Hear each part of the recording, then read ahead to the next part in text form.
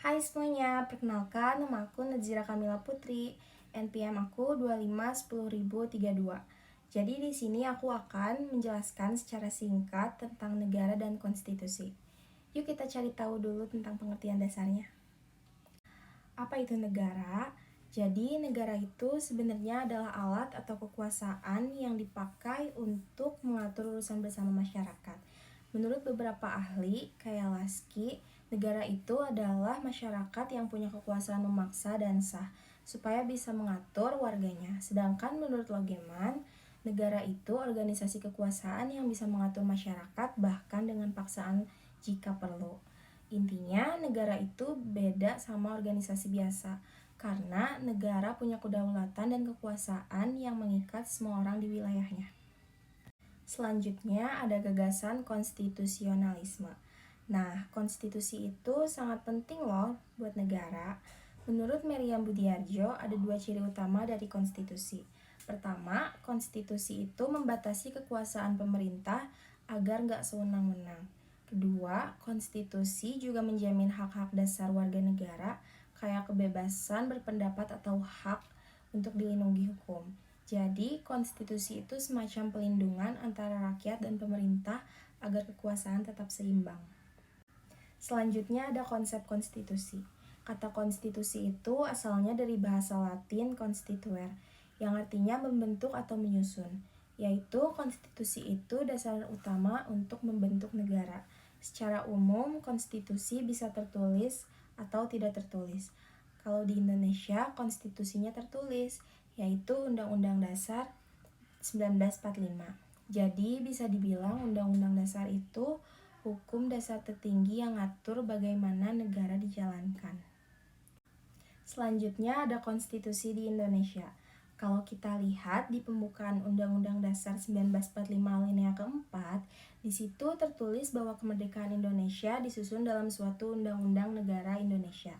Menurut Jimli, ada 3 kesepakatan yang penting agar konstitusi bisa tegak. Yang pertama yaitu kesepakatan soal tujuan dan cita-cita bersama. Yang kedua yaitu kesepakatan kalau pemerintah harus berdasarkan hukum dan konstitusi. Dan yang ketiga adalah kesepakatan tentang bagaimana hubungan antar lembaga negara dan juga hubungan antara pemerintah dengan rakyat. Selanjutnya ada fungsi konstitusi.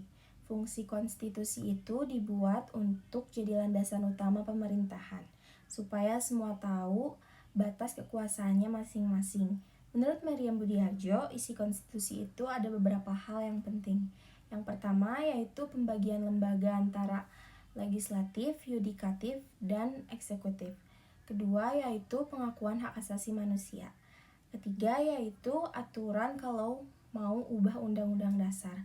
Dan kadang juga ada bagian yang gak boleh diubah sama sekali. Intinya konstitusi itu bikin kekuasaan pemerintah gak bisa seenaknya. Kayak kata Lord Acton, power tends to corrupt, but absolute power corrupts absolutely. Jadi konstitusi itu penjaga supaya kekuasaan enggak disalahgunakan atau sewenang-wenang.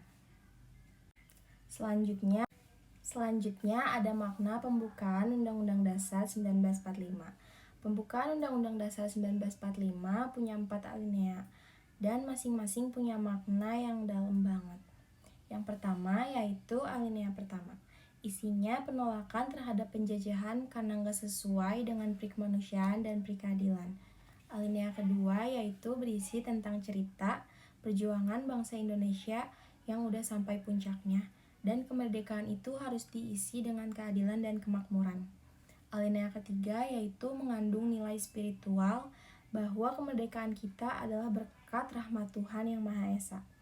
Dan alinea keempat yaitu menegaskan tujuan negara, bentuk negara Republik Kesatuan, sistem pemerintahan demokrasi, dan dasar Pancasila. Selanjutnya kita masuk ke sistem pemerintahan. Ada 2 sistem utama yaitu presidensial dan parlementer. Kalau di Indonesia kita pakai sistem presidensial. Artinya presiden adalah kepala negara dan kepala pemerintahan. Presiden dipilih langsung oleh rakyat bukan oleh DPR dan gak bisa dibubarkan sama DPR. Kekuasaannya memang besar, tapi tetap dibatasi oleh undang-undang. Sementara kalau sistem parlementer kayak di Inggris atau Malaysia, pemerintahannya dipimpin oleh Perdana Menteri. Perdana Menteri dipilih oleh parlemen, dan kalau parlemen gak setuju, kabinet bisa dijatuhkan. Kepala negaranya kayak raja atau presiden cuma simbol aja dan bisa membubarkan parlemen atas saran Perdana Menteri. Jadi sistem presidensial itu lebih stabil, sedangkan parlementer lebih fleksibel dan bisa sering ganti pemerintahan. Kesimpulannya adalah negara dan konstitusi merupakan dua hal yang gak bisa dipisahkan. Karena negara butuh konstitusi agar kekuasaannya terbatas dan adil. Sementara konstitusi membutuhkan negara supaya bisa dijalankan dengan nyata. Dengan kata lain, konstitusi merupakan fondasi negara supaya bisa berjalan sesuai dengan hukum, demokrasi, dan nilai-nilai Pancasila. Sekian dari saya.